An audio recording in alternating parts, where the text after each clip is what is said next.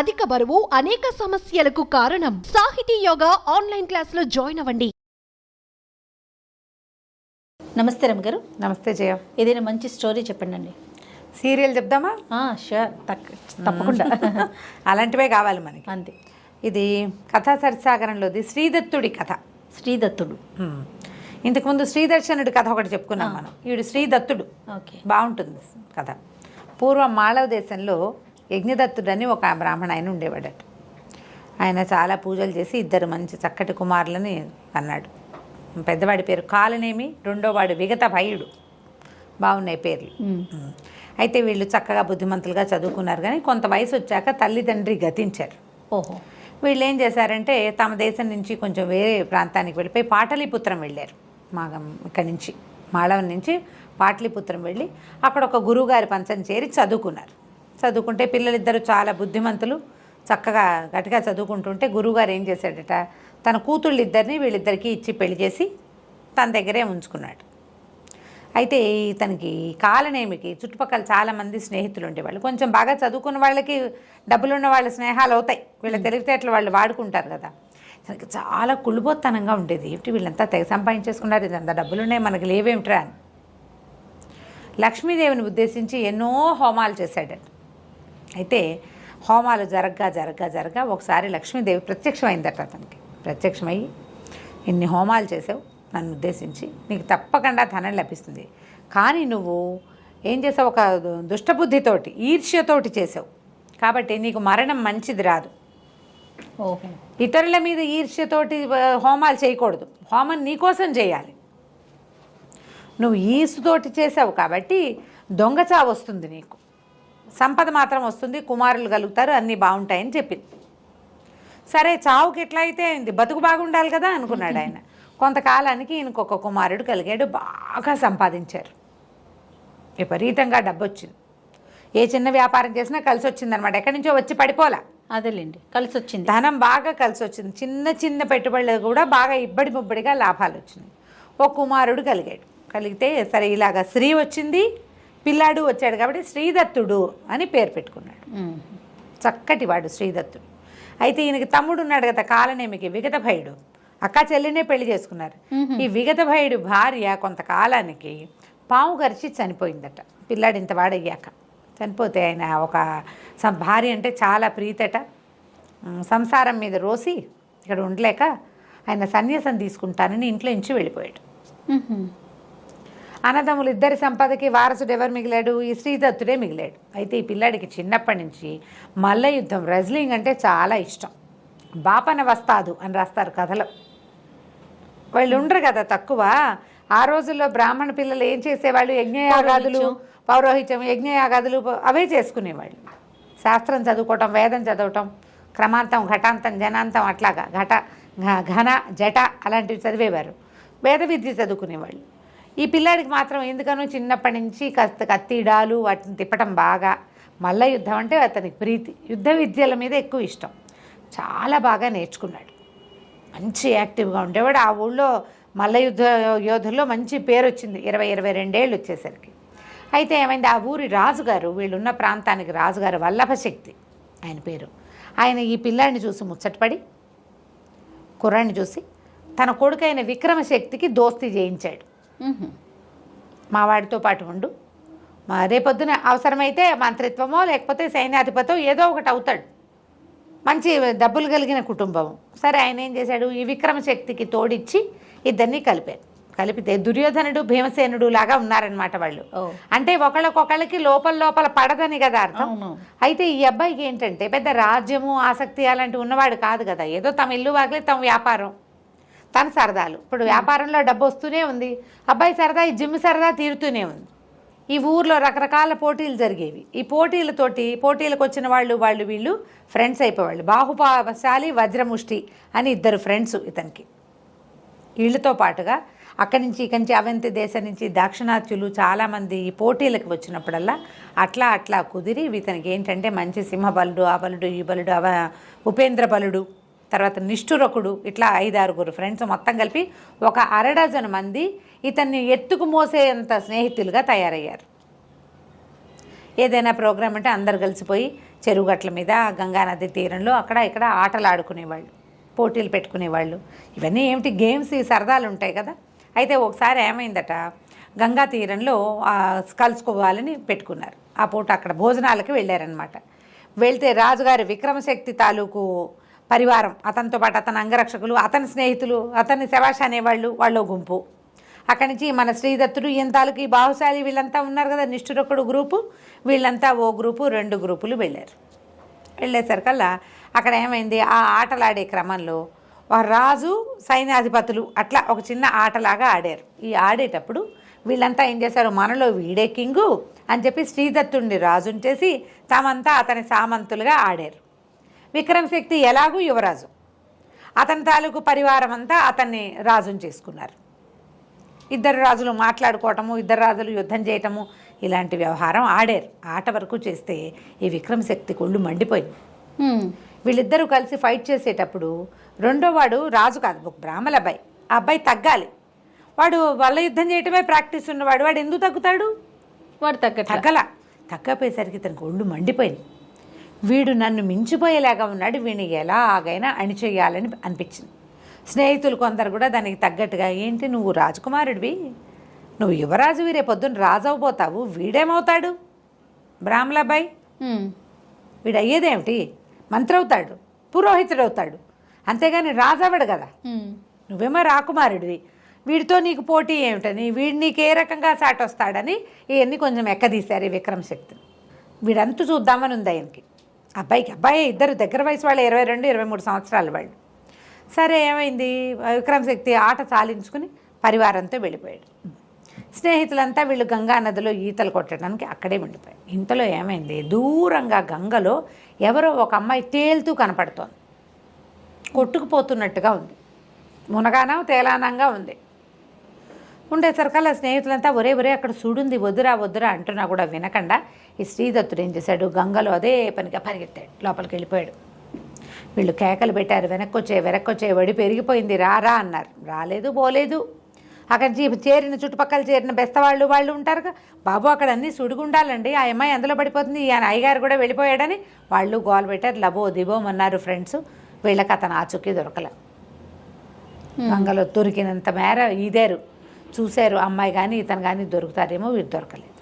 ఈ నీళ్ళల్లో మునిగిన వాడు అక్కడ దాకా వెళ్తే ఏమైంది, ఆ అమ్మాయి జడ పుచ్చుకున్నాడు. జడ దొరికింది. ఆ జడ గట్టిగా పుచ్చుకున్నాడు, కానీ ఆ అమ్మాయిని ఆపలేకపోయాడు. ఎక్కడికో దిగిపోయినట్టుగా అయిపోయింది. ఆ గంగలో మునిగిన వాడికి ఒక శివాలయం కనపడింది కింద. ఎక్కడో వెళ్ళిపోయాడు అనమాట లోపలికి. అక్కడ నీళ్లు లేవు, ఒక శివాలయం ఉంది. ఏ అమ్మాయినైతే జడ పుచ్చుకుంది తను బతికించాడో ఆ అమ్మాయి కనపడలే, మాయమైపోయింది అది. ఇతను ఏం చేయాలో తెలియదు. చుట్టూతో అంతా తోట ప్రాంగణం చాలా విశాలంగా చాలా బాగుంది. అదంతా తిరగటం మొదలుపెట్టాడు. ఇక్కడి నుంచి మళ్ళీ గంగలోకి ఎలా వెళ్ళాలో తెలియలే. మన ఇల్లు వాకిలి కాదు, ఇది మన లోకం కాదు. పోనీ ఏ అమ్మాయి వెంబడబడి తను వచ్చాడో ఆ అమ్మాయి అసలు కనపడేలేదు. ఇక ఏం చేస్తాడు, తిరుగుతున్నాడు, అటు ఇటు తిరుగుతూ ఉన్నాడు. ఏవో పళ్ళు గిళ్ళు కనపడ్డాయి, అవి కోసుకుని తిన్నాడు. ఒక బావి లాంటిది ఏదో ఉంది, నీళ్ళు చేదుకుని తాగాడు. తిరుగుతుంటే ఈ లోపల గల్లు మన గజ్జల చప్పుడు వినపడతాం. ఒక అమ్మాయి చెలికత్తెలతో కలిసి శివాలయంలోకి వచ్చింది. ఓహో, దూరంగా నిలబడి చూస్తున్నాడు. వీళ్ళు దేవకాంతలే ఉన్నారు, మనుషుల్లాగా కనిపించట్లా. శివార్చన చేసి వెళ్ళిపోయారు. ఇతన్ని పట్టించుకోలే వాళ్ళు. సరే ఇతను ఏం చేశాడు, వాళ్ళ వెనకాల పడి వెళ్ళాడు. వెళ్తే ఒక పెద్ద రాజాంతఃపురం లాంటి అంతఃపురం. ఆ లోపలికి వెళ్తే ఈ అమ్మాయి ఏ అమ్మాయినైతే తను రక్షించాడో, ఆ పూజ చేసిన అమ్మాయి ఇట్లా పెద్ద పీఠం మీద కూర్చుంది. చుట్టూతా ఇంచుమించు 1000 మంది ఆడపిల్లలు ఉన్నారు. అంతా ఆడమలయాళమే, మగ పురుగు కూడా లేదు అక్కడ. అక్కడి నుంచి తను అమ్మాయి కేసి చూస్తున్నాడు. అమ్మాయిని కదా తను రక్షించింది, మిగిలిన వాళ్ళు ఎవరో కూడా తెలీదు. అమ్మాయిని అయితే చూశాడు తను. ఆ అమ్మాయి ఏడవటం మొదలుపెట్టింది. ఏడుస్తుంటే తనకు అర్థం కాలే, ఎందుకు ఏడుస్తుందో తెలీదు. ఏదో రక్షిద్దామని చేశాడు, తను అంతకంటే చేసింది ఏమీ లేదు కదా. అక్కడి నుంచి ఎందుకమ్మా ఏడుస్తావు అంటే, ఏడవక ఏం చేయం, మేము చాలా కష్టంలో ఉన్నాం. మేము మహాబలి మనవరాళ్ళం, బలిచక్రవర్తి మనవరాళ్ళం. మా తాతని విష్ణువు పాతాళానికి తొక్కేశాడు. మా నాన్నని విష్ణువే బాహుబాహు యుద్ధంలో ఓడించాడు. మాకేమో మమ్మల్ని మేము ఏం చేయాలో తెలియని దుస్థితిలో ఉన్నాము. అయితే ఈ నగరాన్ని మా విష్ణువు కైవసం చేసుకున్నాడు. చేసుకుని ఒక సింహాన్ని దీనికి కాపలా పెట్టాడు. మమ్మల్ని ఆ నగరంలోకి వెళ్ళనివ్వదు ఆ సింహం. మేము లోపలికి వెళ్ళడానికి వీల్లేదు, ఎప్పుడూ మేము ఆ గంగా నదిలో పడి ఏడవాల్సిందే. నగరం బయట ఉన్న అంతఃపురం ఇది, ఉద్యానవనం, ఇందులో ఉంటున్నాము. నగరం లోపలికి వెళ్ళాలి. వెళ్తే మా తాతది అది, మా తాత పాలించే నగరం. మేము అక్కడ హాయిగా ఉండగలుగుతాం, మా సొంత ప్లేసు. ఆ ప్లేస్ని తప్పించుకుని మేము ఇక్కడ ఉండిపోవాల్సి వచ్చింది. ఎవరైనా సరే ఆ సింహాన్ని ఎదిరించే వాళ్ళు కావాలి మాకు, ఎవరు ఎదిరిస్తారు అని దుఃఖిస్తున్నాను అనేసరికి అబ్బాయి మంచి వస్తాది కదా, వీడు ఎదిరించడం అనగానే వీడికి ఉత్సాహం వస్తుంది. నేను ఎదిరిస్తాను, నేను ప్రయత్నం చేస్తానంటే ఏం చెప్పిందంటే మానవుడి చేతిలో మరణం ఉందని చెప్పాడు విష్ణు ఆ సింహానికి. ఎవరైతే ఆ మానవుడు ఇతను ఎదిరిస్తాడో వాళ్ళ వల్ల అతను సంహరింపబడితే మాకు అతనికి శాప విమోచన అవుతుంది, మాకు నగర ప్రవేశం దొరుకుతుంది. ఇలాగని అమ్మ ఏం చేస్తుంది, ప్రతిసారి ఆ గంగా నదిలో కనపడి ఎవడో ఒక పిచ్చి విధవం తీసుకొస్తుంది. ఓహో, వాళ్ళ తెలివి అనమాట. వీళ్ళు ఓడిపోతే పోయినట్టు, అంతే. గెలిస్తే గెలుస్తాడు. ఎంతమంది వచ్చారో ఇప్పటికి, బాగుంది. ఇంతమంది అమ్మాయిలు వీళ్ళ దగ్గర ఉన్న నగలు నాణ్యాలకి వ్యామోహపడి ఎవడైనా చెయ్యొచ్చు. కొంతమంది భయపడి ప్రాణాలు వదిలేసేయచ్చు, కొంతమంది గంగా నదిలోనే పడిపోవచ్చు, ఏదైనా కావచ్చు. సరే ఇతను ఏం చేశాడు, ఆ అమ్మాయిని వెంబడి పెట్టుకుని ఆ నగరానికి ప్రవేశించాడు. ప్రవేశిస్తే పెద్ద చండసింహం అది, ఎంత సింహమో. ఇతను ఆ సింహంతో కలబడ్డాడు. ఇద్దరు కలిసి చాలా యుద్ధం చేశారు. ఆ అమ్మాయి ఏం చెప్పిందంటే, నువ్వు కనుక ఈ సింహంతో యుద్ధం చేస్తే మృగాంకం అనే ఒక కత్తి దొరుకుతుంది ఆ సింహం వల్ల. అది నువ్వు ప్రపంచంలో ఎక్కడికి వెళ్ళినా అది నీకు జయాన్నే ఇస్తుంది అని చెప్పింది. సరే కత్తి ఏదో కూడా లభిస్తుంది, ఇప్పుడు ఎలాగో వచ్చాం కదా అదేదో చేద్దాము. పైగా ఏంటంటే ఇలాంటి ఛాలెంజెస్ మీద ఆసక్తి ఉన్నవాడు, స్పోర్ట్స్ పర్సనాలిటీ కదా అబ్బాయి పాపం. దాంతో వెళ్ళి ఈ సింహంతో బాగా హోరాహోరీ యుద్ధం చేశాడు. సింహం కాస్త మరణిస్తే ఒక దివ్య స్వరూపుడు వచ్చాడు, యక్షుడట అతను. ఆ యక్షుడికి విష్ణువుని ఏదో అవజ్ఞగా ప్రవర్తిస్తే, ఎక్కువ కాదు చిన్నదే, నువ్వు ఇక్కడ కాపలా ఉండు, మనిషి చేతిలో మరణం సంభవించినప్పుడే నువ్వు యక్షలోకానికి వెళ్ళగలవు అని భగవంతుడు ఇతనికి ఇచ్చాడు శాపం, అనుజ్ఞ కూడా. అందుకని అప్పటి నుంచి ఇక్కడ ఎవరొస్తే వాళ్ళని తినేస్తూ కాలక్షేపం చేస్తోంది ఆ సింహం. సరే ఒక కత్తిని తీసిచ్చాడు, మృగాంకము దాని పేరు. ఆ కత్తిని చేతిలో పెట్టాడు.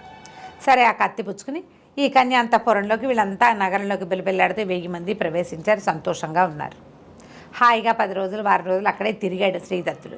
మెల్లిగా ఇతనికి ఏమనిపించింది, ఇక మనం భూలోకంలోకి వెళ్ళేది ఏముంది, ఇక్కడే ఉన్నాం, ఈ అమ్మాయిని పెళ్లి చేసుకోవటమో దీన్ని ప్రేమించడమో చేస్తే బాగుంటుంది అనిపించింది. అయితే ఆ అమ్మాయి ఏమంది, వీరి ఆసక్తిని కనిపెట్టి వేలుకు ఒక ఉంగరం పెట్టింది. ఇదేంటంటే విషహారం, ఎలాంటి విషమైనా సరే ఈ ఉంగరాన్ని చూపిస్తే పోతుంది. ఓహో, ఇది నీకు నా బహుమతి, అలాగే మంత్రం వివాహానికి ఏముంది తప్పకుండా చేసుకుందాము. ఇక్కడ ఒక బావి ఉంది, ఆ బావిలో స్నానం చేద్దు, కానీ నీ కత్తి పుచ్చుకో, ఉంగరం పెట్టుకో, కత్తితోటి స్నానం చేస్తే అద్భుతమైన ఫలితం లభిస్తుందని నూతిలోకి దింపేసరికల్లా ఇతను నీటిలో బుడుంగుమని మునిగితే ఎక్కడ తేలాడంటే ఆ నీళ్ళల్లో తేల్లా. గంగానదిలో ఈ అమ్మాయిని చూసి ఎప్పుడైతే నీళ్ళల్లో దిగాడో, ఎక్కడ మునిగాడో అక్కడ తేలాడు. ఓహో, ఆ అమ్మాయితో వీరితోటి పని చేయించుకుంది అంతే. వీడిని వివాహం చేసుకుని ప్రేమించే ఉద్దేశం ఆవిడకి లేదు. కానీ తమకు చేసిన సహాయానికి ఈ విషహారమైన ఉంగరాన్ని ఇచ్చింది అతనికి. కత్తి అతను సంపాదించుకున్నదే, అతని కత్తి అతనికి ఇచ్చే పంపించేసింది. అక్కడ తేలేసరికల్లా ఈదుకుని బయటకు వచ్చాడు. గంగలో నుంచి బయటికి ఈదుకుంటూ వచ్చేసరికల్లా నిష్ఠురకుడు అతని స్నేహితుడు కనిపించాడు. అతని ఇంటికి నడిచి వెళ్తూ ఉంటే మన వాళ్ళంతా ఎట్లా ఉన్నారు ఏమిటి అని అడిగేసరికల్లా నిష్ఠురకుడు అన్నాడు, చాలా ప్రమాదం జరిగిపోయింది, మేము అప్పటి నుంచి వెతుకుతున్నాం, నువ్వు ఎట్లా కనపడతావు, ఏమవుతావు, ఏమయ్యావా అని మేము చాలా వెతికాం.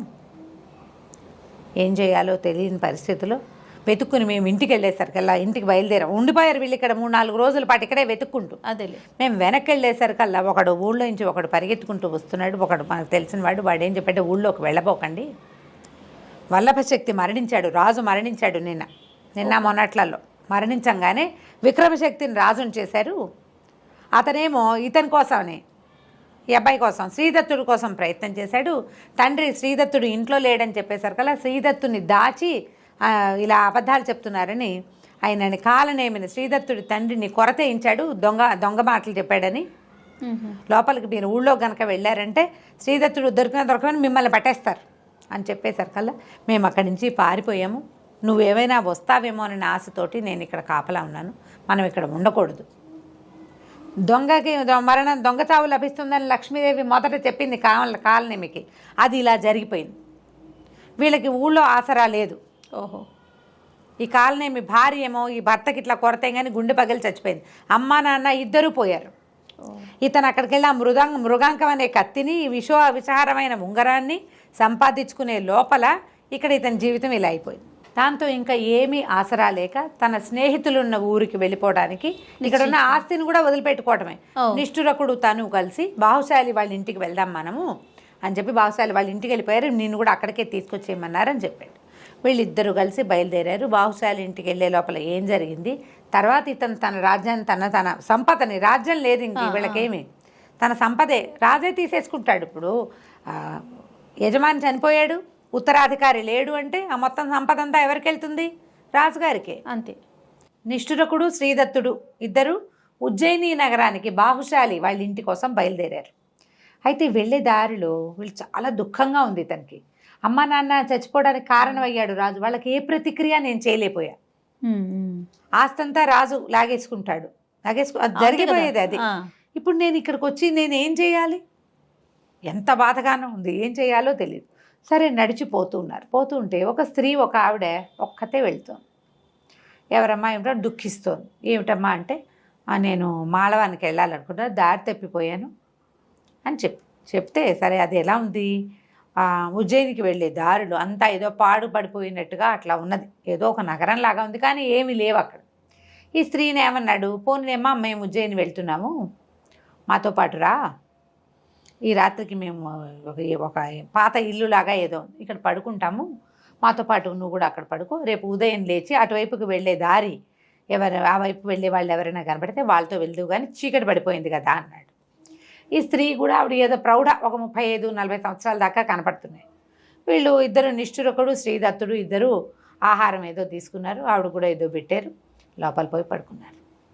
పడుకునేసరికల్లా ఈ 3:30-3:30 అట్లా అయ్యేసరికి శ్రీదత్తుడికి వాళ్ళ అమ్మ నాన్న కల్లోకి వస్తున్నారు. బాగా అలసిపోయాడు, పడుకోగానే నిద్ర పట్టింది. కానీ నాన్నో అమ్మో కల్లోకి వచ్చి మెలకు వచ్చింది. మెలకు వచ్చేసరికల్లా అదంతా చుట్టుపక్కల ఏదో విచిత్రమైన వాసన వస్తున్నట్టు, అటు ఇటు చూసేసరికల్లా ఆ స్త్రీ ఎవరైతే ఉందో ఆ అమ్మాయి ఆ నిష్ఠురకుడిని తింటోంది. ఒక రాక్షసి స్వరూపంలాగా ఉంది. దగ్గరికి దూరం నుంచి చూస్తే ఆ అమ్మాయి అనుకున్నాడు, దగ్గరికి వెళ్ళి చూస్తే ఏముంది, రాక్షసి తినేస్తుంది, నిష్ఠురకుడిని చంపేసింది. అక్కడి నుంచి ఇతను కంగారు పడ్డాడు, ఏం చేయాలి? అప్పుడు అతనికి మృగాంకం కత్తి ఉంది కదా, ఆ కత్తి పుచ్చుకుని ఆవిడ మీద కలిపడ్డాడు. కలిపడితే మళ్ళీ విదిలించేసుకొని మళ్ళీ నిష్ఠురకుడి మీద పడిపోతుంది. పడిపోతుంటే ఏం చేశాడు, వెనక నుంచి ఇట్లా సీగ పట్టుకుని మెడ నరకబోయాడు. నరకబోయేసరికి ఎప్పుడైతే ఈ సీగ పట్టుకున్నాడో జుట్టు పట్టుకోగానే వెంటనే పెద్ద మోతొచ్చి ఆ రాక్షసి మాయమైపోయి ఒక అప్సరస ప్రత్యక్షమైంది. నేను అప్సరసని అయినా, అప్సరసని నన్ను చంపద్దు, నాకు ఒక శాపం ఉంది, కౌశికుడనే మహామునికి చాలా తపస్సు చేసుకుంటుంటే నన్ను ఆయన్ని మోహింపజేయడానికి పంపించారు. నేను ఎంత అందంగా నాట్యం చేసి, ఎంత బాగా పాడి, ఎంత బాగా వీణ వాయించినా ఆయన నాకేసి చూడలేదు. తపస్సు భగ్నం చేయాలి, అది మా పని. అందుకని నేను ఈ అందాల రూపాన్ని వదిలిపెట్టేసి రాక్షసి రూపం ధరించి ఆయన్ని భయపెట్టడానికి పెద్ద పెద్దగా కేకలు పెట్టాను. ఆయన అది చూసి కళ్ళు తెరిచి, నువ్వు రాక్షసి వైపో, ఈ రూపంతో నన్ను బెదిరిస్తావా, విరుచుకు తిను కనపడ్డ వాళ్ళందరినీ, ఎవడైనా మానవుడు నీ సిగబడితే కానీ నీకు సరి రూపం రాదన్నాడు. అప్పటి నుంచి నేను ఇక్కడే ఉండి ఈ నగరంలో ఉన్న జనాలందరినీ తిన్నాను. నేను అదంతా నగరం ఉన్నవాళ్ళందరినీ తినేసింది, అది ఉన్నాను. ఎవడైనా నా సిగబట్టే మానవుడు వస్తాడేమో అని చూస్తూ నువ్వు నా సిగబట్టుకోవటం వల్లే నాకు విముక్తి వచ్చింది అని చెప్పి నీకేం కావాలో కోరుకోండి, నాకేం కావాలమ్మా, నిష్ఠురకుడిని బతికించు, వాడు ఒకడే నాకు ఇప్పుడున్న దిక్కు అంటే నిష్ఠురకుడిని బతికించింది. ఆ బతికిన నిష్ఠురకుడిని తీసుకుని ఇతను మెల్లిగా ఉజ్జయిని నగరానికి వెళ్ళిపోయాడు. తెల్లవారేసరికల్లా ఉజ్జయినికి బయలుదేరారు. నడుచుకుంటూ పోయి ఆ బాహుశాలి వాళ్ళ ఇంటికి చేరారు. బాహుశాలి ఇంట్లోనే ఇతని తాలూకు స్నేహితులు మిగిలిన వజ్రముష్టి, ఉపేంద్రనాథుడు వీళ్ళంతా అక్కడే ఉన్నారు, స్నేహితులంతా ఉన్నారు. ఇక వాళ్ళతో పాటు ఉండిపోయారు. బాహుశాలి వాళ్ళ నాన్న అని బాగా చక్కగా చూసుకున్నారు. అయితే ఆ కాలంలో ఉజ్జయిని నగరానికి శ్రీబింబకుడు అనే ఒక రాజు ఉండేవాడు. శ్రీబింబకి ఆయన పేరు, బింబకి. ఆ రాజుగారికి మృగాంకవతి అని ఒక మహాసౌందర్యవతి అని కూతురు ఉందట. వీళ్ళు సరదాగా కాలక్షేపం చేస్తున్నారు. ఇక్కడ వీళ్ళకి ఉద్యోగాలు సద్యోగాలు ఏం లేవు. అక్కడ ఉన్న జిమ్ ఒకటి ఉంది, వాళ్ళకి నేటివ్ జిమ్స్ ఉండేవి అప్పట్లో, వ్యాయామశాలలు, వాటికి తిరుగుతూ ఉండేవాళ్ళు. అయితే ఒకసారి ఏమైంది, వసంతోత్సవం ఏదో జరిగింది. వసంతోత్సవంలో రాజకుమార్తెని కనపడింది ఇతనికి. కనపడితే ఇతని మనసు ఆమె ఎందు లగ్నం అయిపోయింది. అంతకుముందు ఇతను విద్యుత్ ప్రభను చూశాడు.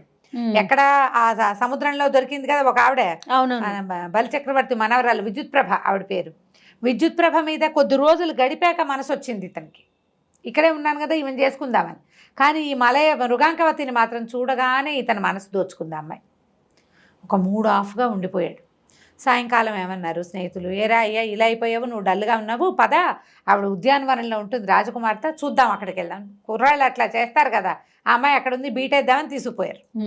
తీరా వీళ్ళు అక్కడికి ఉద్యానవనానికి వెళ్ళేసరికల్లా వీళ్ళకి ఒక స్నేహితురాలు కూడా ఒక అమ్మాయి కనిపిస్తుంది, విభావకి అనేటువంటి ఒక చెలికత్తె కూడా ఉంది. ఈ అమ్మాయి ఆ చెలికత్తె బాలు ఆడుకుంటున్నారు, ఉన్నట్టుండి కేకలు పెట్టారు ఆడవాళ్ళంతా. రాజకుమార్తెని పాము గరిచిందని కేకలు పెట్టారు. అది కన్యాంతఃపురం, అదే కాదు ఏమన్నా దాన్ని అంతఃపురం అనకూడదు, కన్యోద్యానం అనమాట. ఆడపిల్లలు మాత్రమే ఉంటారు, వాళ్ళ కాపలా కూడా మగవాళ్ళు ఉండరు. ఈ వీళ్ళు తృతీయ ప్రకృతులు, కంచుకి అనే ఒక క్యారెక్టర్ కనపడుతుంది, ఆ కంచుకి కాపలా ఉంటాడు. సైన్యం అంతా బయటే ఉంటుంది, వీళ్ళెవ్వరూ మగవాళ్ళు లోపలికి వెళ్ళరు. ఆ పెద్ద పెద్ద కేకలు పెట్టారు ఆడవాళ్ళంతా, రాకుమార్తెని పాము గరిచిందంటే కంచుకి హైరాన్ పడుతూ బయటికి పరిగెత్తుకొచ్చాడు. రాకుమార్తెని పాము గరిచింది, ఎవరినైనా వైద్యగాళ్ళని పిలుచుకురండి, వైద్యుల్ని పాముల వాళ్ళని కేకేసుకురండి అని పెద్ద పెద్దగా గోలుగా అరుచుకుంటూ వచ్చాడు. వచ్చేసరికల్లా సరే ఇతను చెప్పాడు, నా దగ్గర ఉన్న ఉంగరము విషహారం అని చెప్పింది విద్యుత్ ప్రభ. ఏం చెప్పింది, విషం పోతుంది అని చెప్పింది కదా. అక్కడి నుంచి బాహుశాలి వీళ్ళు కేకలు పెట్టారు, మా దగ్గర ఒక స్నేహితుడు ఉన్నాడు, వారి దగ్గర ఉంగరం ఉంది, అతనికి మంత్రం కూడా తెలుసు, ఎలాంటి విషయాన్నైనా ఆ పాము ఈ మంత్రం పనిచేసేస్తుంది, ఉంగరం పనిచేస్తుందని కేకలు పెడితే ఈ కంచు గెంచేశాడు, రా నాయన అని చేతులు పుచ్చుకొని లోపల తీసుకెళ్ళాడు.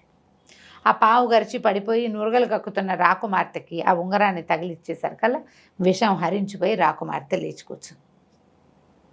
వెంటనే నిమిషంలో ఏం అవలా, సమయం పట్టింది కానీ జరిగిపోయింది. ఓకే, అందరూ కేరింతలు కొట్టారు, బతికేసింది ఇంకేమిటన్నారు. అంతా వెతికి పావును చంపేశారు. చంపి తగలబెట్టేసి రాకుమార్తెని అంతఃపురానికి తరలించారు. రాజుగారు తెలుసుకున్నాడు జరిగింది ఏమిటి, ఇది చాలా బాగుంది, మంచి పని చేశాడు ఈ అబ్బాయి ఎవరో అని చెప్పి రాకుమార్తెను బతికించినందుకు ఆమె ఎత్తు ధనాన్ని ఇచ్చాడట వీళ్ళకి. ఇతను ఏం చేశాడు, బాహుశాలి వాళ్ళే పేరెంట్సే కదా, తనని ముంచుకున్నారు, వాళ్ళ అమ్మా నాన్న తను అట్ట పెట్టుకున్నారు ఇంట్లో. ఈ సంపద అంతా బాహుశాలి వాళ్ళ ఇంట్లో అప్పచెప్పాడు, మీరే ఉంచుకోండి, మమ్మల్ని ఇంతకాలం నుంచి పోషిస్తున్నారు, ఇంకా మేము ఇక్కడే ఉంటాం కదా అని. అయితే ఎంతసేపు ఇతనికి ఆ అమ్మాయి వస్తూ ఉండేది. ఈ అబ్బాయి బ్రాహ్మణుడు, పైగా సొంతది లేక ఇక్కడికి వచ్చి ఉన్నాడు. రాకుమార్తెని అడిగితే వివాహం ఎట్లా కుదురుతుందో, అవునవును, రాజు ఏమంటాడో. అయితే మిగిలిన వాళ్ళు అన్నారు, అదేమిటి గాంధర్వ వివాహం, ముందు రాక్షస వివాహం తర్వాత గాంధర్వ వివాహం చేసుకోవచ్చు, రాకుమార్తెని తీసుకెళ్ళిపోదాం, అసలు ముందు ఆవిడకి మనం నీ మీద ఇంట్రెస్ట్ ఉందో లేదో కనుక్కో. ఈ లోపల ఏమైంది, ఆ విభావకి అనేది ఈవిడ చెలికత్తి ఉంది, ఆ చెలికత్తి వచ్చింది, నేను చూసినప్పటి నుంచి మా రాకుమార్తెకి నీ మీదే మనసుంది, ఆమె ఎలాగైనా నిన్ను కలుసుకోవాలనుకుంటుంది. అప్పట్లో ఇలా ఉండేది, అమ్మా నాన్న హ్యాండ్ ఇచ్చి వెళ్ళిపోతుండే వాళ్ళ అమ్మాయిలు. తర్వాత ఏమైందో ఏ కథలోనూ తెలియదు మనకి. తర్వాత ఏం చేశారు అని.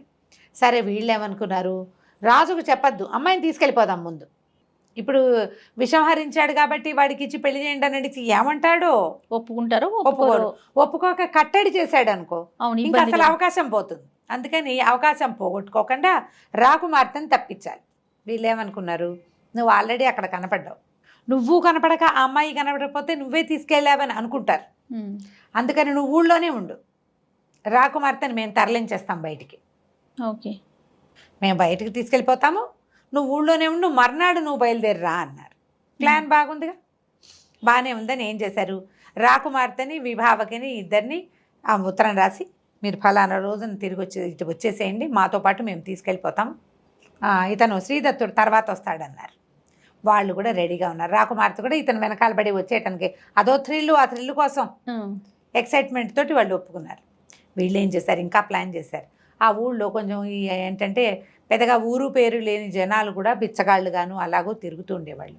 ఒక తాగుబోతు బిచ్చగత్తని దాని కూతుర్ని ఇద్దరిని పట్టుకున్నారు. వీళ్ళు పట్టుకుని బాగా పీకల దాకా తాగబోయించి, మద్యశాలలు ఉండేవట అప్పుడు, పానశాల పోయించి రాకుమార్తె ఉండే అంతఃపురంలో ప్రవేశపెట్టించారు. అంతఃపురాన్ని అంటించారు. ఆ తాగుబోతు బిచ్చగత్తె దాని పుత్రిక ఇద్దరు మంటల్లో మరణించారు. రాకుమార్తె విభావకి ఇద్దరు పోయారనే సినిమా ఇచ్చారు అక్కడ. ఓహో. రాకుమార్తె విభావకి ఇద్దరు వెళ్ళిపోయారు. ఆ రోజంతా ఆ ఊళ్ళోనే తిరుగుతూ అందరికీ కనపడిన శ్రీదత్తుడు మర్నాడు సాయంత్రం బయలుదేరాడు. రాకుమార్తె చనిపోయిందని రాజు రాణి ఒక ఏడుపు ఏడ్చి ఊరుకున్నారు. జనాలంతా పాపం ఏడుస్తారు, దుఃఖపడతారు. ఆ బిల్డింగ్ అంతా బాగు చేశారు. అప్పుడు ఏమిటి, ఇవి లేవు కదా మనకి, ఫారెన్సిక్ లేవు కదా, అదొక్కటే లేనట్లుంది. అదొకటే లేదు, మిగిలిన వేషాలన్నీ అన్నీ ఉన్నాయి. అదే కదా. అక్కడి నుంచి ఇతను బయలుదేరి వెళ్ళేసరికల్లా ఏముంది, ఈ స్నేహితులంతా దెబ్బలు తగిలిపడి ఉన్నారు. ఇదేమిట్రా ఏమైంది అంటే, మేము రాజకుమార్తెని తీసుకుని బయలుదేరిపోయాము. కొంత మట్టుకు వచ్చాక ఒక రాజపుత్ర సమూహం ఒకటి వచ్చింది.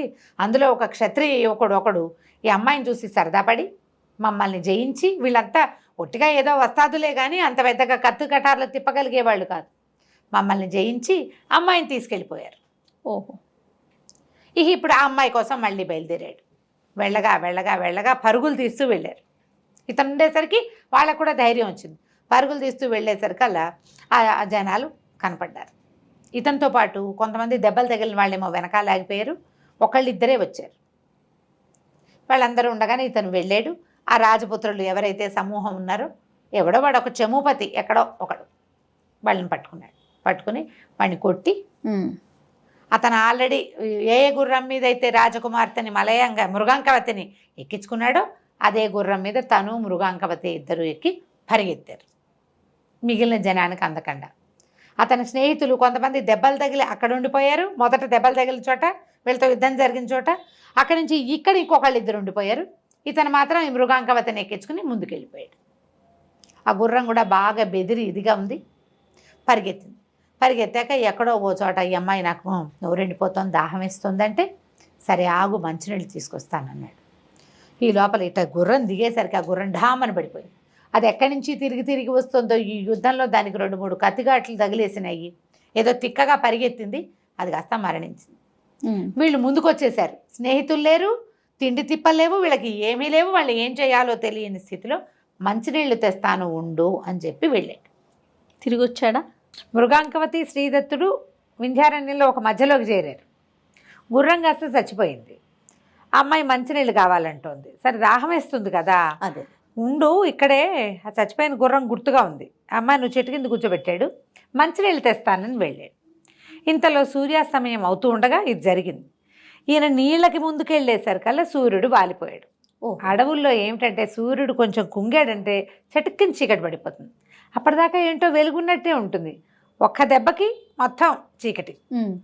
ఈయనకి మంచినీళ్ళు అయితే దొరికాయి కానీ దారి దొరకల.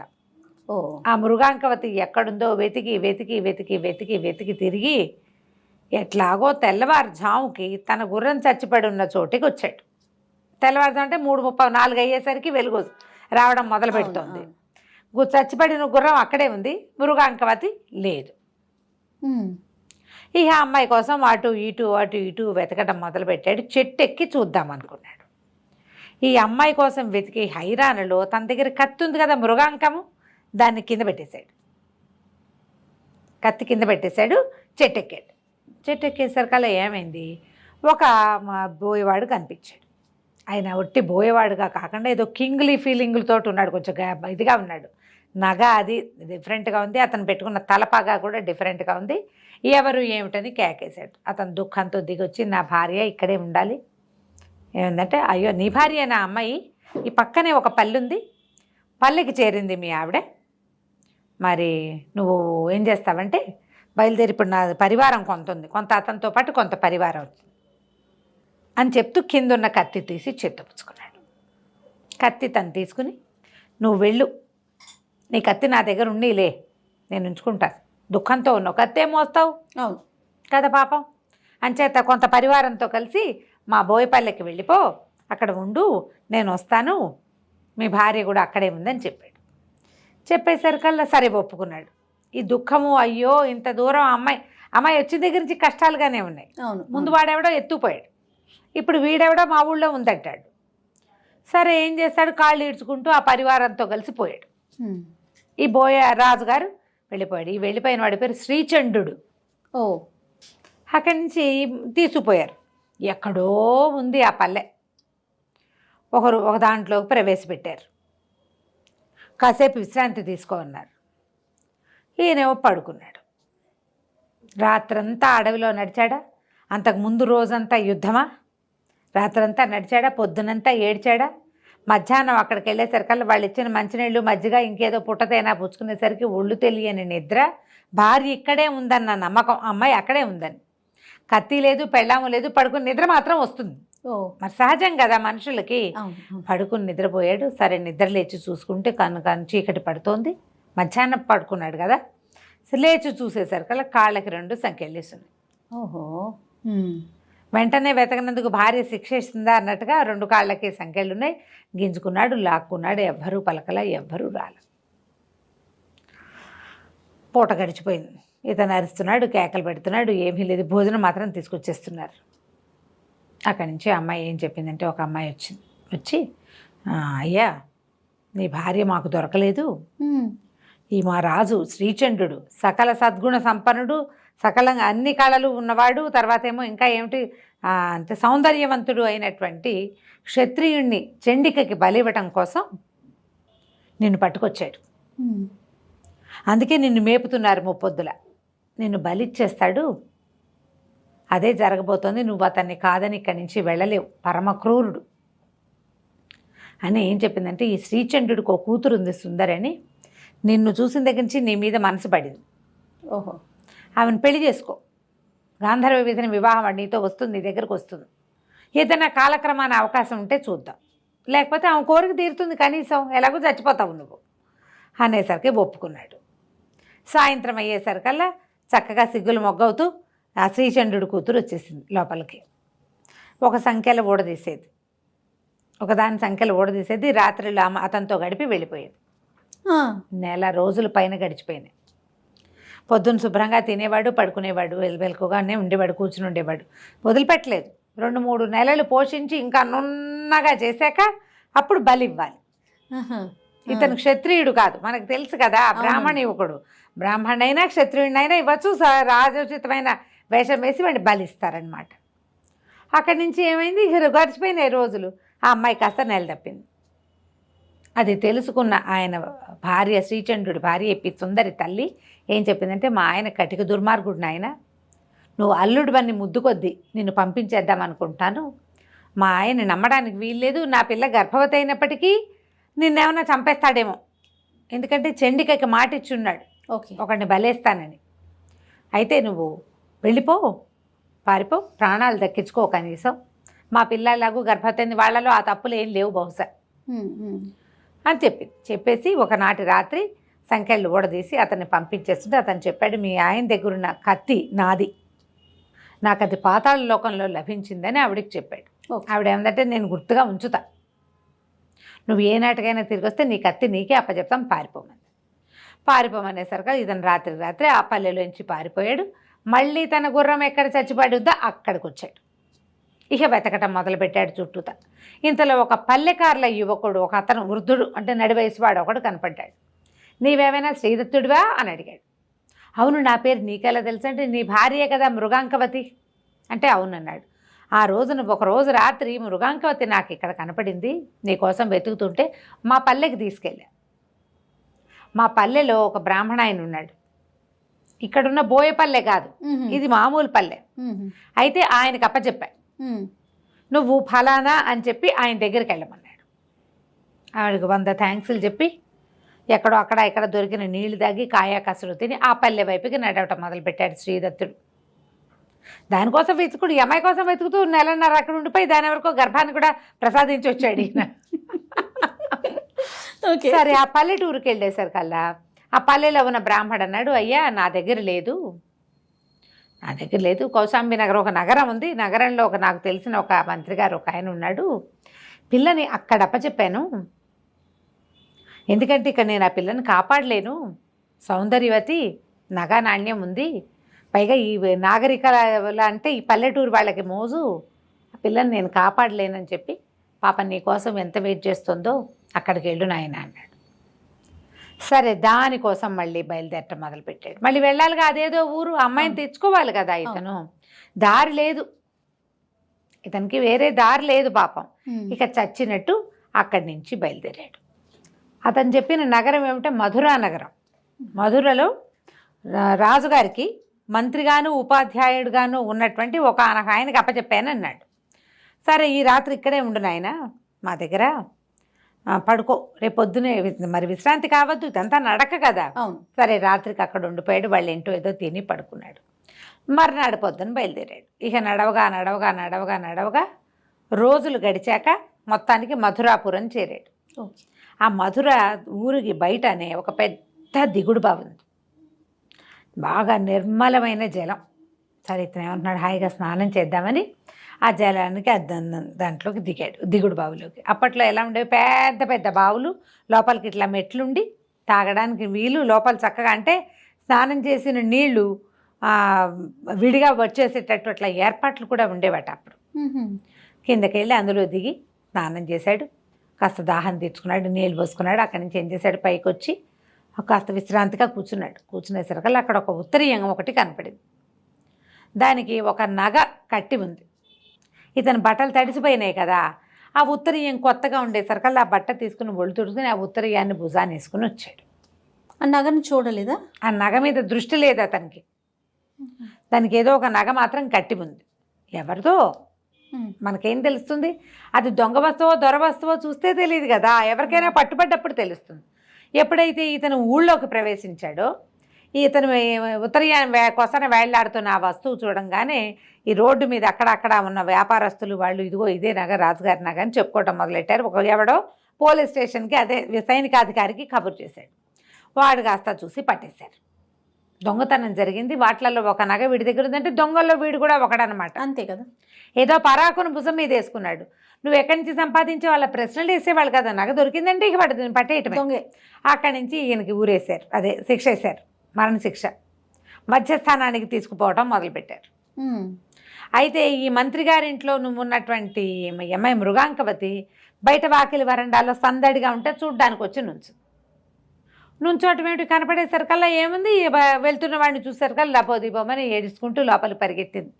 ఆ మంత్రి గారికి చెప్పింది, నా భర్తే, అతన్నే తీసుకెళ్తున్నారు, ఆయనకేం కర్మ, ఏదైనా దొంగతనం చేయాల్సిన కర్మ ఏమీ లేదు అని కేకలు పెట్టి ఏడ్చింది. ఏడవగానే మంత్రి గారు బయటకు వచ్చాడు. మధ్యస్థానానికి తీసుకుపోతున్న వాడి శిక్షను ఆపిచ్చాడు.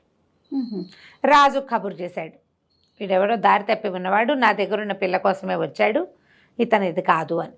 సరే అక్కడి నుంచి అతన్ని శిక్ష తప్పించారు.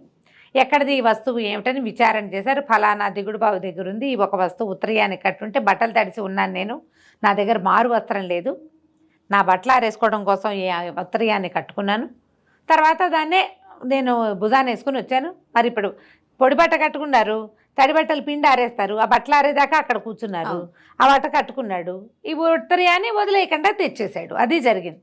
సరే అతన్ని విడిపించారు. విడిపించి తన ఇంటికి తీసుకెళ్ళాడు. ఈ పిల్ల నా దగ్గర ఉందని చెప్పడానికి పంపించి మా దగ్గరికి రమ్మన్నాడు. ఆ ఇంటికి వెళ్ళేసరికల్లా ఈ శ్రీదత్తుడు గుర్తుపట్టాడు. ఈ మంత్రి ఎవరు, ఇతని బాబాయ్. ఓహో. మొట్టమొదటి కథ మొదటి భాగంలో పావు గరిచింది భార్యకి విగత భయుడు. అతను ఎక్కడెక్కడెక్కడికో మారి ఇక్కడ చేరాడు. అయ్యో నా పింతండ్రి అనేసరికల్లా ఆయన కూడా పిల్లాన్ని గుర్తుపట్టాడు. ఒకళ్ళనొకళ్ళు కావలించుకున్నారు, మృగాంకవతిని కావలించుకున్నాడు, ఒకళ్ళకొకళ్ళు దొరికారు, బాబాయ్ కూడా దొరికాడు. దాంతో అక్కడ కొద్ది కాలం ఆగారు. శ్రీదత్తుడి బాబాయే కనిపించాడు, విగత భయుడు. ఆ విగత భయుడే ఈ అమ్మాయికి ఆశ్రయం ఇచ్చిన మంత్రి. ఎవరికి, మన మృగాంకవతికి. మృగాంకవతిని ఆ ఊర్లో నుంచి బ్రాహ్మణాయని తెచ్చి ఒక చోట పెట్టారన్నాడు కదా, అది ఈ బాబాయ్ అనమాట. ఆయనేమో సరే ఒకళ్ళనొకళ్ళు చూసి చాలా సంతోషించారు. తర్వాత ఇతను తండ్రి తనకు ఎట్లాగా నగరం నుంచి బయటికి వెళ్ళిపోవాల్సి వచ్చిందో, తన తండ్రికి ఎలాంటి దుర్భరమైన మరణం వచ్చిందో చెప్పుకుని దుఃఖించాడు. విగత భయుడు, నాయన నువ్వు బాధపడకరా నాయన, మీ నాన్న లక్ష్మీదేవిని సాధించినట్టుగానే నేను ఒక యక్షిణిని సాధించాను, యక్ష విద్య. ఆ యక్షిణి నాకు 5,000 గుర్రాలు 5 కోట్ల దినారాల ధనము ఇచ్చింది. అదంతా నీదే, నాకేమైనా సంసారమా పిల్లల, నా దగ్గర ఉంది, అదంతా నువ్వే తీసుకుందు కానీ, సంతోషంగా ఉందు కానీ, మనం ఏదైనా చేద్దామన్నాడు. సరే ఇతను అప్పుడు వీళ్ళకి ఇచ్చి పెళ్లి చేశాడు. వీళ్ళిద్దరూ కలిసి వచ్చారు కానీ వివాహం చేసుకోవాలి. సరే అక్కడ పెళ్లి చేసుకున్నారు. కొంతకాలం అలా ప్రశాంతంగా ఉన్నారు. ఉన్న తర్వాత ఇతనికి ఏమనిపించిందంటే, ఇలా ఎక్కడో ఎందుకు ఉండాలి, అని మొదట నగరం నుంచి తను పారిపోవాల్సి వచ్చింది. తన తండ్రి మరణానికి ప్రతిక్రియ చేయాలని ఉంది. ఓ ప్రతిక్రియ చేయాలంటే సరే మన ఊరు వెళ్దాం అనుకున్నారు. వెళ్దామంటే ఈయన ఏం చెప్పాడంటే విగతభయుడు, అతను పనిచేసేటువంటి మధురానగరపు రాజు సూరసేనుడికి ఒక కూతురు ఉంది, రాజకుమార్తె. ఇలా చాలా సౌందర్యవతి. నేను అమ్మాయిని కూడా మనతో పాటు బయలుదేరి తీస్తా, నువ్వు ఆ పిల్లని తీసుకెళ్ళిపో. మనం వివాహానికి ప్రపోజ్ చేస్తే బ్రాహ్మడికి ఇవ్వకపోవచ్చు, కానీ గాంధర్వ విధిని వివాహం ఆడారంటే రాజు ఒప్పుకుంటాడు. నేను మా అన్నయ్య కొడుకున్నాడు ఇవ్వండి అని అడగలేను. అప్పట్లో విధానం అట్లా ఉండేది. చూడండి, పిల్లని ఇప్పుడు పెద్దవాడు ఓ పిల్లని తీసుకుని లేచక్కపో అని తమ అన్నయ్య కొడుక్కి చెప్తున్నాడు. అది తప్పు కదా కదా. కానీ ఆ కాలానికి అది కరెక్ట్. అమ్మాయే అతన్ని వరించిందనుకో రాజు కాదనడు. కానీ వివాహం ప్రపోజల్ తక్కువ దీంట్లో నుంచి అంటే వేరే తక్కువ అనుకోండి, ఎక్కువ తక్కువ కాదు, వేరే కమ్యూనిటీ నుంచి వస్తే కుదరదు. అమ్మాయి స్వతంత్రించిన అమ్మాయే వెళ్ళిపోయినా పనికొస్తుంది. బాగుందండి. సరే, అక్కడి నుంచి ఏం చేశారు, భార్య భర్త వీళ్ళిద్దరూ మళ్ళీ మృగాంకవతిని తీసుకుని మన శ్రీదత్తుడు విగతభయుడు తమ దగ్గర ఏర్పడినటువంటి సైన్యం ఉందిగా, 5,000 గుర్రాలు ఇచ్చిందని చెప్పాడు కదా, ఈ గుర్రాల మీద రౌతులు అన్నీ ఏర్పరచుకుని సూరసేన మహారాజు గారి భార్య కూతుర్ని కూడా బయలుదేరి తీశాక ఏమైంది, ఆ అమ్మాయిని దారి తప్పించాలని అనుకున్నారు. ఆవిడ ఇంకో చోటకి వెళ్తుంది, ఏదో దేవాలయాన్ని కానీ బయలుదేరి తీసి వీళ్ళతో కలిపేసుకున్నారు. కొంత దూరం వెళ్ళేసరికల్లా సైన్యం ఓవైపు వీళ్ళు ఇంకోవైపు ఆ అమ్మాయిని కలుసుకోవడానికి ఇతను అటు వెళ్ళాడు. అదే సైన్యం నడుస్తోంది దాని దారినది. ఎక్కడికి, వీళ్ళ కౌశాంబి వీళ్ళ మొదటి నగరం కోసం, ఉజ్జయిని కాదు, వీళ్ళది సొంత నగరం ఏదో ఉంది కదా, ధారానగరమో ఏదో, అక్కడికి వెళ్ళిపోతున్నారు. ఇతను ఏం చేశాడు, భార్యతో సహా ఇటు పక్కకి కొంత దండుతోటి కొద్దిపాటి సైన్యంతో రాజకుమార్తెని కలుసుకోవటానికి పక్క దారి పెట్టాడు. కొంత దూరం వెళ్ళేసరికల్లా శబరులు పట్టేశారు వీళ్ళని, బోయేవాళ్ళు. శబర జాతి, బోయ జాతి, కోయేవాళ్ళు చాలామంది ఉంటారు కదా, పట్టేశారు. దొంగల్లాగా పడిపోయారు మీద. చేతికి అందిన వాళ్ళని చంపేశారు. సహాయం కోసం కొంతమంది తమ పూర్వ సైన్యం పక్కకి వెళ్ళిపోయిందిగా, అటు పరిగెత్తేశారు. రాజకుమార్తె ఏమైందో తెలీదు, భార్య ఏమైందో తెలీదు, ఇతన్ని మాత్రం పట్టేసి ఒక మహాచండి ఆలయానికి షిఫ్ట్ చేసేశారు. చండికాలయంలో పెట్టారు. అక్కడ ఒక గంట మోగుతుంటే మృత్యుగంటలాగా ఉందిట, పెద్ద చండికా విగ్రహం, చాలా పెద్దది. ఎంత పెద్దదో భయం వేసేలాగా, అది ఎట్లా ఉందంటే మృత్యుగృహంలాగా ఉంది. ఆ చండికాలయంలో తీసుకుపోయి కట్టేసేసరికల్లా ఏమైంది, సాయంకాలం అయ్యేసరికల్లా ఒక కోయ అమ్మాయి సంటి పిల్లాడిని ఎత్తుకుని వచ్చింది లోపలికి. ఈ కట్టేసి ఉన్నవాడిని చూసి అని తెల్లబోయింది, నువ్వెలా వచ్చావు ఇక్కడికి అని. కట్టేయబడ్డవాడు శ్రీదత్తుడు వచ్చింది. ఇంతకుముందు శ్రీచంద్రుడి కూతురుంది కదా సుందరి, ప్రెగ్నెంట్ అయింది. ఆ అమ్మాయి పిల్లాడిని ఎత్తుకొచ్చింది. ఓకే, చూసేసరికల్లా తెల్లబోయింది, ఇదేమిటి నేను ఎవరు కట్టేశారు, ఎలా వచ్చావు నువ్వంటే, నేను ఇట్లా వీళ్ళతో వచ్చాను, వీళ్ళు నన్ను కట్టేశారంటే ఆ అమ్మాయి వెంటనే తమ సైన్యాన్ని పిలిచింది. ఇది మన అల్లుడేరా నాయన, ఈయనే మన నాయకుడు అని చెప్పి ఆ కట్లు ఊడదించి భర్తను వెంబడి పెట్టుకుని బోయగూడానికి తీసుకుపోయి శ్రీచంద్రుడు మరణించాడు. ఏదో జంతువుతో యుద్ధంలో పళ్ళఘాట్లు పడి క్రమంగా కృషించి మరణించాడు. అతనికి ఒక్కతే కూతురు, ఆ ఒక్క కూతురు ఈ సుందరికి పట్టాభిషేకం చేశారు. ఆ బోయ సైన్యానికి అధికారిని అమ్మాయే. అమ్మాయి మొగుడు ఏమవుతాడు, ఆటోమేటిక్గా బోయ సైన్యానికి అధికారి అవుతాడు. అక్కడి నుంచి అమ్మాయి ఏం చేసింది, లోపల నుంచి అతని కత్తి తీసుకొచ్చి ఇచ్చింది. తండ్రి దగ్గర ఉండిపోయిన కత్తి ఇతంది కదా, మృగాంకం, కత్తి తీసుకొచ్చి ఇచ్చి, నువ్వు వెళ్ళి నీ రాజ్యాన్ని జయించుకునిరా, నేను ఇక్కడ నా సైన్యానికి ఇంకొక దారి లేదు, పిల్లవాడు పెద్దవాడు అయ్యేదాకా నేను ఇక్కడే ఉండాలి, పిల్లాడు కొంచెం పెద్దవాడు అయ్యాక వాడికి ఈ సైన్యాన్ని అప్పచెప్పి, అంటే ఈ బోయపల్లెని అప్పచెప్పి నీ దగ్గరకు వస్తాను, ఇంకో వివాహం చేసుకోను నేనని చెప్తుంది. ఇతనే భర్తగా అమ్మాయి ఉందన్నమాట. ఆ కాలంలో ఇలా ఉండేవాళ్ళు. ఇప్పుడు ఇందాకటి కాలం మనం ఏం చెప్పుకున్నాం, లేచకపోమని చెప్పటం, అది తప్పు. కానీ చూడు, కొద్ది రోజులు గడిపి రాజులు వెళ్ళిపోతే మరణించేదాకా వాళ్లే భర్తలుగా ఉండే జాతి. మనం దీంట్లో చూస్తాం, మహాభారతంలో హిడింబి, ఆవిడ రాక్షస కాంత, భీముడితో గాంధర్వ విధిని వివాహం చేసుకుంది. వాళ్ళ అమ్మ అన్నయ్యలు ఉన్నారు, తమ్ముళ్ళు ఉన్నారు కాబట్టి దండలు మార్చుకుని పెళ్లి చేసుకుని ఉంటారు. ఆవిడకు ఒక సంతానం కలిగేదాకానే ఉన్నారు. సంతానం కలిగాక భీముడు వచ్చేసాడు. ఆ తర్వాత మళ్ళీ భీముడు వెళ్ళి హిడింబిని కలిసిన కథ అసలు మనకు కనపడదు. కానీ ఆవిడ భీముని భార్య, ఆ పిల్లవాడు భీముడు కొడుకు. మళ్ళీ ఆవిడ పెళ్లి చేసుకున్న దాఖలాలు లేవు, ఎక్కడా లేవు. ఎక్కడా లేవు. మత్స్యవ్యాయోగం అని భాసుడు రాసినటువంటి ఒక నాటకం ఉంది. ఆ భాసనాటక చక్రంలో, భాసనాటక చక్రం చాలా అద్భుతమైన బోల్డ్ అని రకరకాల నాటకాలు ఉన్నాయి. అందులోది ఈ మధ్యమ వ్యాయోగం. అందులో భీముడు వెళ్ళి ఘటోత్కచుడిని హిడింబిని కలిశాడన్న ఒక కథ, నాటకీయమైన ఒక కథ రాశారు. అలాంటి కథల్లో తప్ప మహాభారతం మెయిన్ థింగ్లో అసలు వీళ్ళు వాళ్ళు కలిసిందే లేదు.